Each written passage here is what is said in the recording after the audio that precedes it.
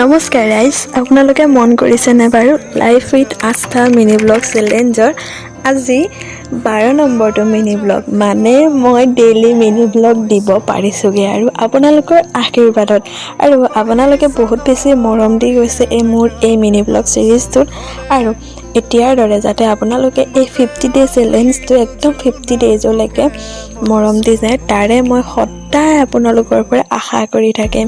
আজি ইয়াত দেখিছেনে ৰাতিপুৱাই একদম মানে আলহী আহিব বোলে, সেইবাবে একদম ঘৰ দুৱাৰ চফা কৰা কামত লাগি গৈছোঁ আৰু মানে কি মইতো আপোনালোকে জানেই ভিডিঅ'বোৰ সদায় দেখিয়ে থাকে ঘৰটো চফা কৰি কিমান বেছি ভাল পাওঁ।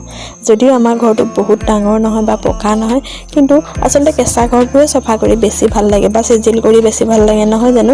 সেইবাবে মই মোৰ একেখিনি বস্তু সদায় চফা কৰি থাকোঁ। মানে আলহী আহি যেতিয়া আমাৰ ঘৰটো দেখি পিনি কয় বহুত ধুনীয়াকৈ থৈছা বুলি, মোৰ কাৰণে মানে সেইটোৱে বহুত মানে ডাঙৰ কথা আৰু সেইবাবে মই সদায় মানে একেটা কামকে কৰি থাকোঁ আৰু মইতো আপোনালোকক কৈছোঁৱে মোৰ জীৱনত হৈ থকা সকলোখিনি বস্তু দেখাম বুলি, সেইবাবে মানে এইখিনি বস্তু একেৰাহে আপোনালোকক মানে দেখাই থাকোঁ। আৰু এই যে কণীকেইটা দেখিলে কোনোবাই বাৰু চিনি পাইছেনে? আজি দেউতাই পাই পিনি বুটলি লৈ আহিছিলে, খোৱা নাই পিছে দেই, আগতীয়াকৈ কৈ দিছোঁ, আপোনালোকে আকৌ কমেণ্টত ক'বও নহয় কিয় খালা বুলি, খোৱা নাই সেইবাবে কৈ দিছোঁ।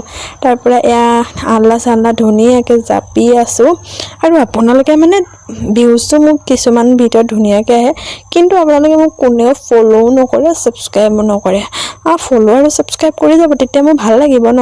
ঠিক আছে দিয়ক, আজিলৈ বাই বাই।